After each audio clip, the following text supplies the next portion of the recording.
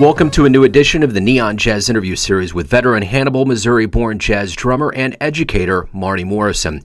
Currently, he's on the jazz studies faculty at Missouri State University in Springfield, Missouri, but is a regular on the Kansas City scene. He knows a thing or two about big cities and spent some time in Washington, D.C., and he lauds Kansas City for the strength of its scene that keeps on getting better and better. He was surrounded by jazz from a very early age, and his journey in the craft has been full of collaborations with countless jazz luminaries, and that continues to this very day. Enjoy the story. Man, this has been a long time coming. I've seen you gig so many times between the Blue Room and other venues in Kansas City. It's a pleasure to speak to you. Okay, yes, nice speaking with you too. Do you play?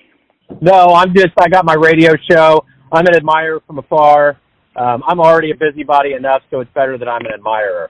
Was that you that was at Black Dolphin that night and I was leaving and we spoke briefly? Somebody had a camera. Yeah, I think it probably was me. Okay, yeah, man. Yeah. Okay. Cool. We're in this time right now where we're on the other side of COVID. There's a lot of live gigs going on. Talk to me a little bit about what's going on with you lately.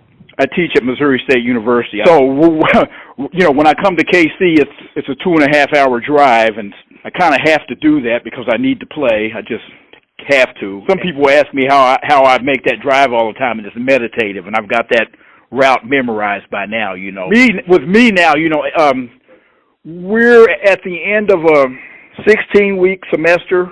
We're like in the week, I think next week is week 13 maybe, and I've been somewhere out of town every weekend, so I've not had a day off since the semester started other than driving back home from someplace on Sunday. That's what I'm doing. I teach here, and then in between semesters and in the summers, I'm out playing someplace all the time, and I'm really glad that we're on the other side of this pandemic. It's been pretty rough for live music, Yeah, it certainly has been. Yeah. Well, and, you've seen it from both sides as a performer and as an educator. And my question is, during this time of, reflecting on your life and what's going on, what have you realized about yourself that maybe you didn't realize before that's going to make you stronger as you do head out and have more gigs and do more out in the public? That lockdown was good for me because I practiced a lot, and I was thankful to have that. If I didn't have my instrument at home with me, I might have completely gone crazy. I mean, my house already looks like an orangutan lives there, but that's a good question. I mean, I'm thankful, and I'll tell you, I did a handful of live streams when the pandemic was going on, but it's just not the same, There's some kind of coldness with that's compared to getting to play at a club when you can feed off of the energy of the audience being there, because the music definitely needs the audience really to come alive.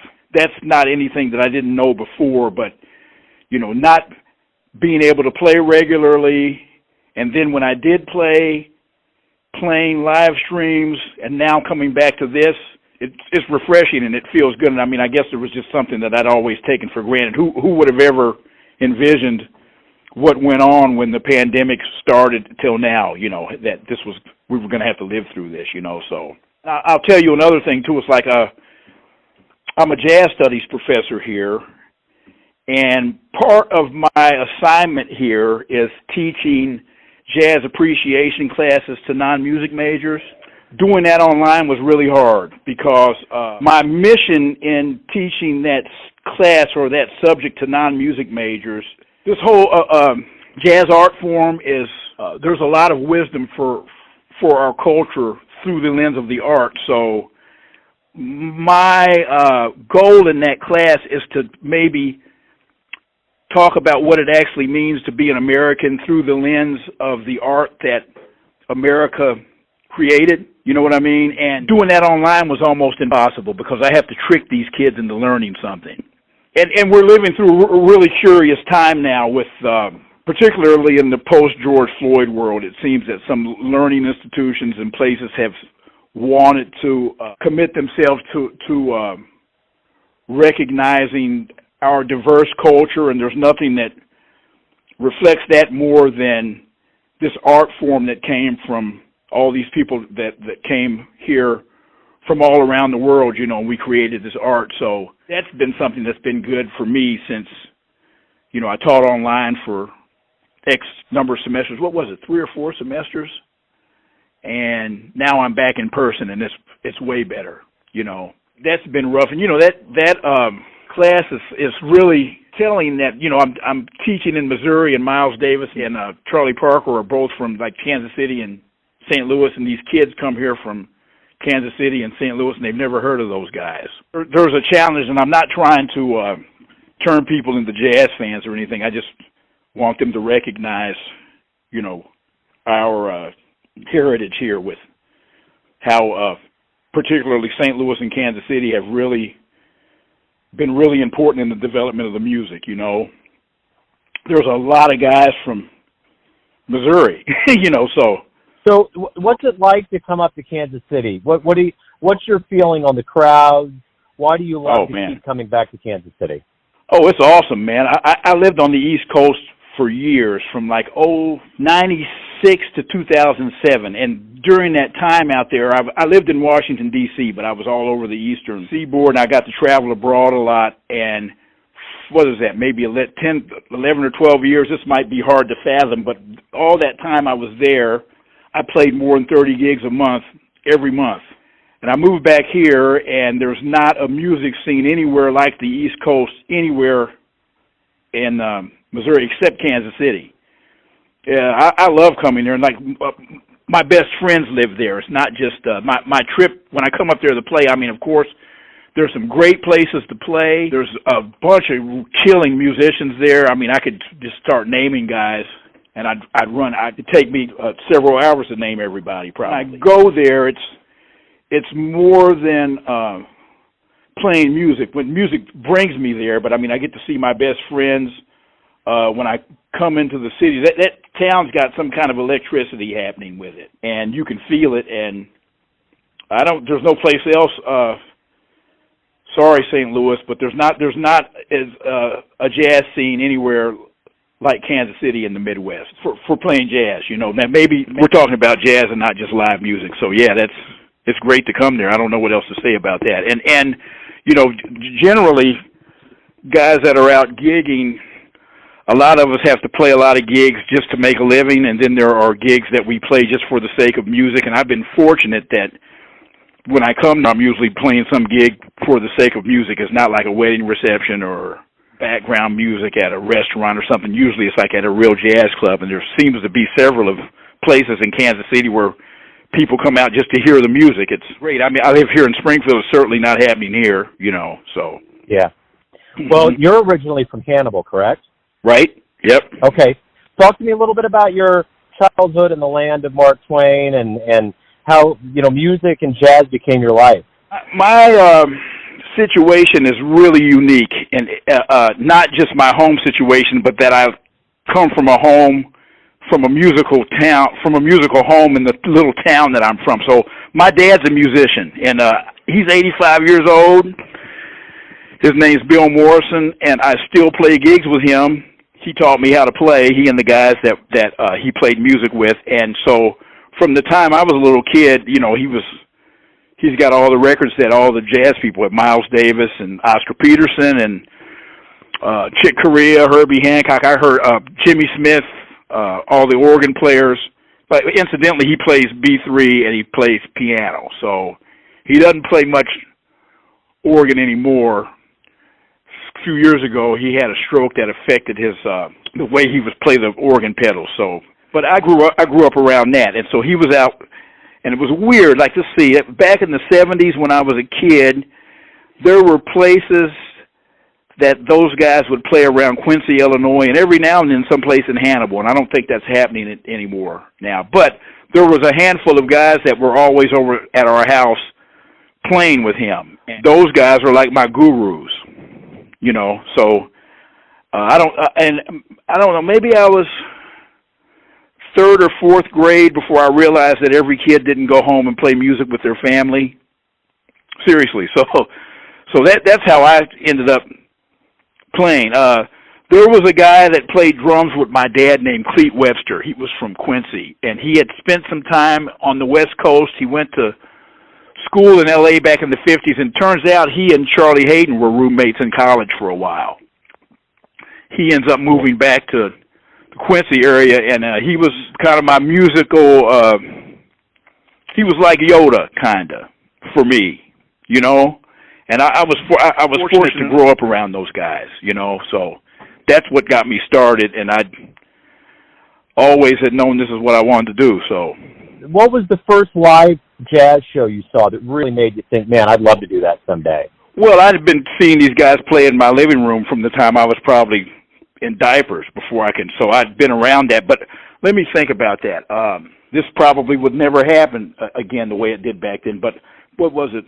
First day of school, and I was in 8th grade. I went home from school. My dad's like, I got a surprise for you. So we get in the car in Hannibal, and you know, Hannibal's right on the Mississippi River, so you drive across the river and you're in Quincy, Illinois. We drove to Quincy and went into this bar, and the Buddy Rich band was there, and I was 13 or something, and the guy that played drums with my dad that I called my teacher, but my lessons with him were more like sitting and talking about stuff. He had a seat right in front of the drums, so I sit there through the whole gig. It was in a bar. It wasn't even like a concert. They were like playing in a bar. And I'm looking back, he must have been traveling from someplace, and they picked up a gig between cities or something. But that, and let me see, what else? When I was, the next year, I was in 9th grade. Dizzy Gillespie came to Hannibal. The Arts Council got him there. And he had some young guys. I think Dizzy was maybe in his early 60s at the time, and he had some guys that had just graduated from Berkeley that were playing with him. And that drummer still around. His name was Tommy Campbell. Great drummer. He's still playing. And I just saw a live stream from Smalls with the guy that was playing guitar with him then. His name's Ed Cherry.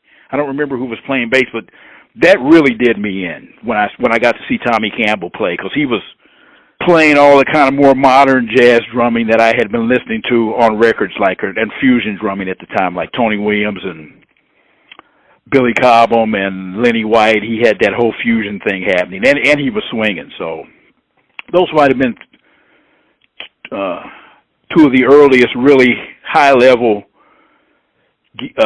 concerts I'd seen when I was young. Yeah, what about big names, veterans that you played with? Anybody that really, really taught you some things that you've remembered all these years and in turn have taught your students? One of the first gigs I had like that was with Marcus Roberts.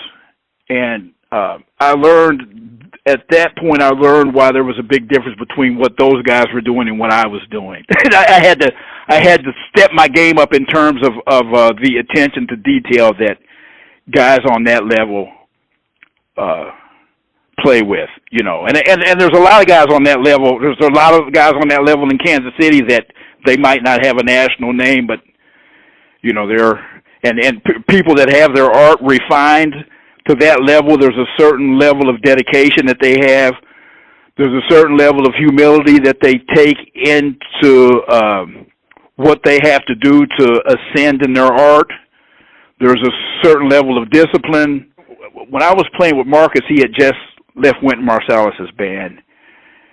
And, you know, I'd listened to a lot of those records that he was on. I loved hearing him play with Jeff Tane Watts and Herlin Riley. And there's an album, it might be Marcus's second album called The Truth Is Spoken Here, that Elvin Jones is on. So he'd already played with these great drummers. So when I went to play with him, he was very blunt in explaining to me what I needed to do and what I should stop doing. But it was a great lesson, you know. And he probably cut through a lot of stuff that would have taken me years to figure out by being really direct with me, you know. And I appreciated that. So I think, you know, if there's anything that I try to share with my students, I'm just try to be encouraging, but honest and direct with what needs to happen.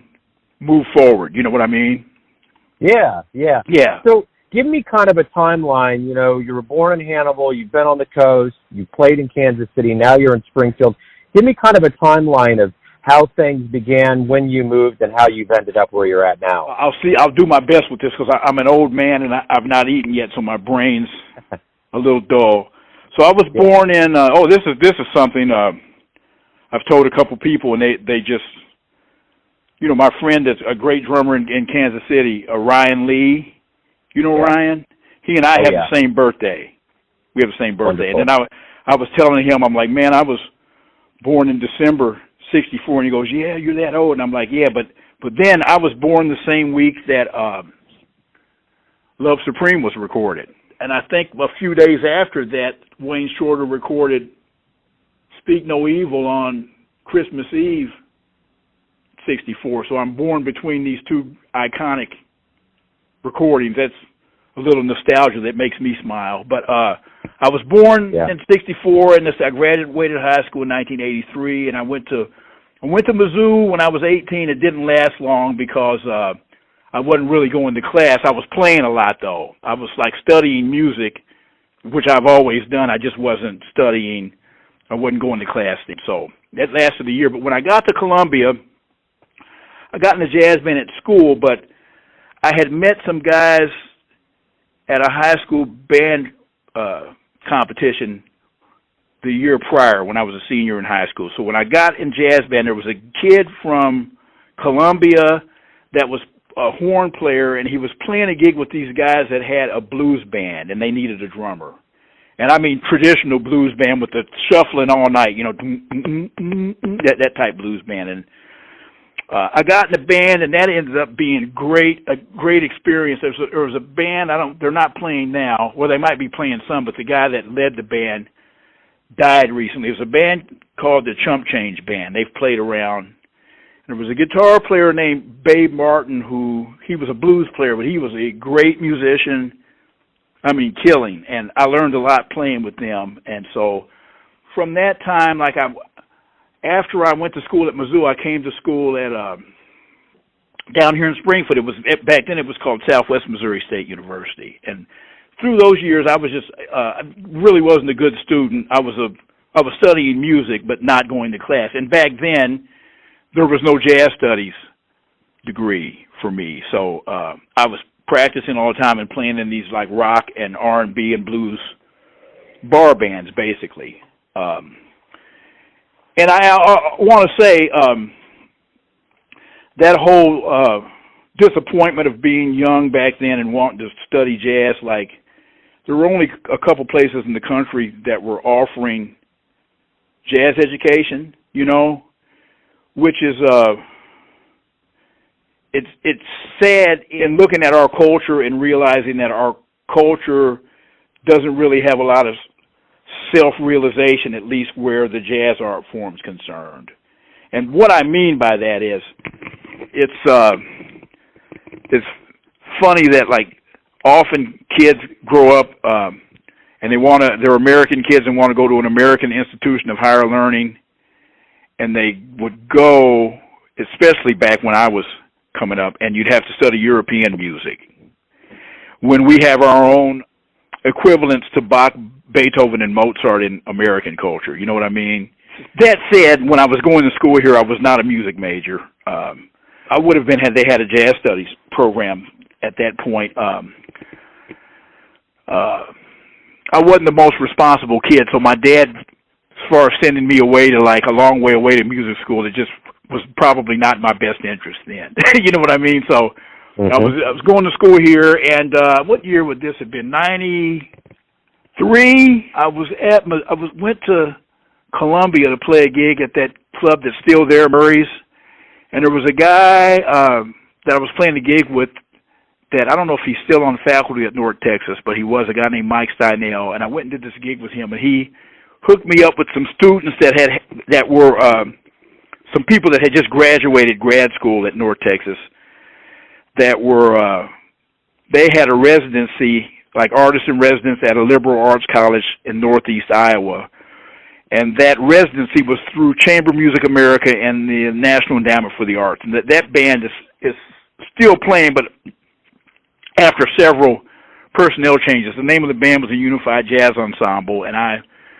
joined that band, and we did residencies through National Endowment for the Arts and Chamber Music in America for a few years. Like we were in Iowa, and then we were working for a program called the Rural Arts Initiative, and we'd go to these communities and teach, and then the NEA would send us out on these gigs all over the place. And after that ended, in maybe 96 or 97, the band moved to D.C. We had some educational opportunities to work, and we all worked at night with different people. And when I moved there, I got a lot of experience playing with a whole lot of different people. And I left the East Coast in '07, and I moved back here. I had some things going on in my life that I needed to come back here for. Went back to school, and my intention had always been to move back to the East Coast, but I got out of grad school and I got offered the job down here, and I took it because it's full time, So you get the chance to be not only an educator, but you get to perform music. What's the greatest part of being involved with jazz on a daily basis? What do you like the best about it? Man, it's like kind of a religion for me, and I tell my students this, and I don't know if they understand it yet, and hopefully they will, but a relationship with music over the long term, like I'll be 57 in December, and I've had a drum set since I was 5, and all that time I've been very serious about it. If there are any greater mysteries that are revealed to me, generally they're revealed through my relationship with music, and it has to do with my being in a room alone practicing, like that solitude that goes on. And then also, like in my relationship with music, I've met the greatest people in my life. My best friends they just all seem to be artists, and I think that those guys are all cut from a different cloth.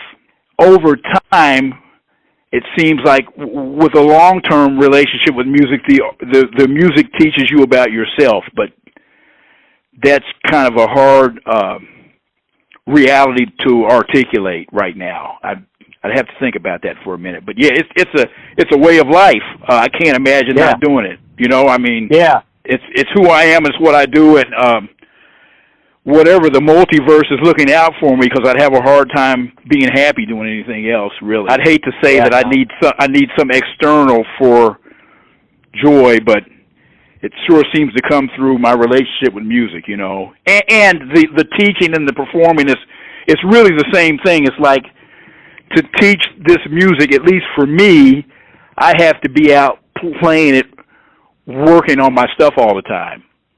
And I'll tell you, now that you mentioned this, like through the pandemic, I'll tell you what I think that I learned. I think that after all this time playing, I think I might have broken the ice on figuring out how to practice, finally, because I'm sure musicians will understand this, but for years, I just go in the room alone with the drums and play, but I wasn't really having always effective practicing. And I think that as long as you are, spending some time with your instrument alone, it's nourishing. But then there's a way to go in and get more. Some days you can get a lot done in 10 minutes, and some days it takes maybe 2 hours. And for me at least, and I still don't get to anything. So all that alone time. Just literally being in the house alone with the drums, other than my girlfriend, would be the only person I'd see. For all that time through the pandemic, taught me something about practicing. But then the practicing's not even really about music now. There's a Wayne Shorter documentary that's on YouTube called "The Language of the Unknown," and there's some quote in there where they ask him some question. He says, this music thing's not even really about music, it's about humanity, is what he says, which is, I completely understand what he means when he says that. I might not have when I was younger, but I do now. That's a great quote, yeah. Mm-hmm. Now that you're getting back to live music, and what are you noticing about the crowds post-pandemic? I mean, we're in it, but we're getting out of it, but now that we're in this new era of listening to live music, what do you see the crowds and the musicians, how do you see them interacting? Well, I know that musicians, we're all so glad to see each other, for one thing, and we're glad to be playing, and there's certain places I go play, I wouldn't know how to articulate this, but I can feel the enthusiasm, that's about all I can say. I can tell that people seem to be starved for music, which is, and once again, that kind of falls into what Wayne Shorter's talking about, because it's like nourishing to hear music, and we all enjoy it, but we really kind of need it, like culture. Can you imagine if we didn't have it? Like, we really need that relationship with sound vibrating into our bodies to be human beings, I guess. You know? Yeah. So, I'd just like to add to that, whenever we experience that, it's way better when it's live than a DJ or whatever. Like, when you're there and it's being created and you can feel that sound on your body, and that's one of the great human experiences there, you know, on either side of it. Like, if I were to get to go hear my favorite people now, there's a nourishment to it, and then when I get to go perform, it's great. And lately, I'm just glad to be playing. I wouldn't care if I was playing with some guys in first grade. You know what I mean? I'm just happy to be playing right now. Yeah. Yeah. So everyone has a perception or an idea of who they think you are, your family, your friends, your fans, your students, but ultimately you live your life. Who do you think you are? Oh man, I'm trying to figure that out all the time, I guess. I'm thankful to do what I do. I hope to be like a good boyfriend to my lady, a good friend to my friends, a good next door neighbor.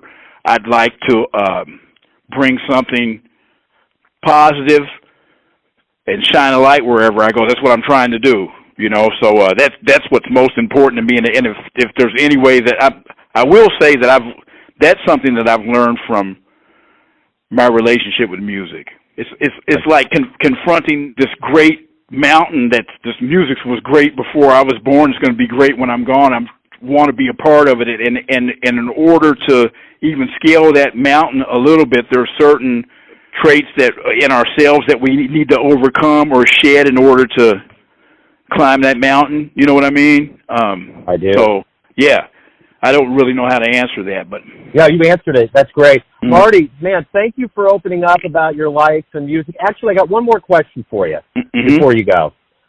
What is the thing that you like the best about Kansas City?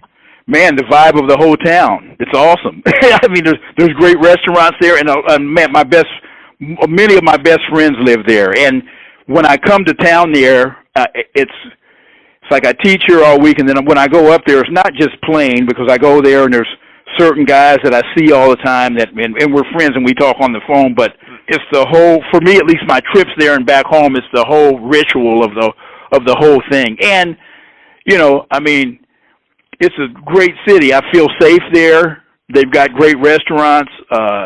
It's getting around town's cool. It's not like I'm never getting caught in traffic jams and stuff like I used to on the East Coast. And there's definitely a commitment to preserve the jazz heritage there. There is, I can feel it from the audiences. I don't really feel it anywhere else in Missouri except there, like that. Yeah, I agree. I hope the St. Louis people don't get mad at me for saying that. No. You know, there's guys from all over the world moving to Kansas City just to be a part of that jazz scene, because the audiences are enthusiastic, and there's a lot of places to play, and the jazz community is there's really a brotherhood with all the guys there. You know, so that's what I like about coming there, you know. I feel it too, for sure.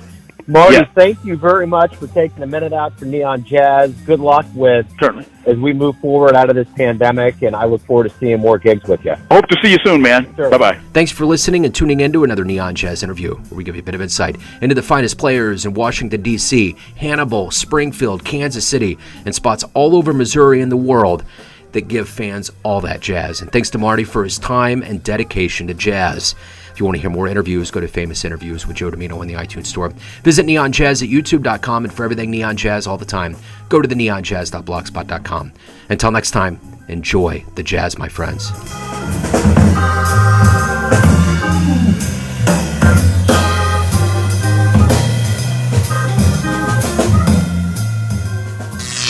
Neon Jazz.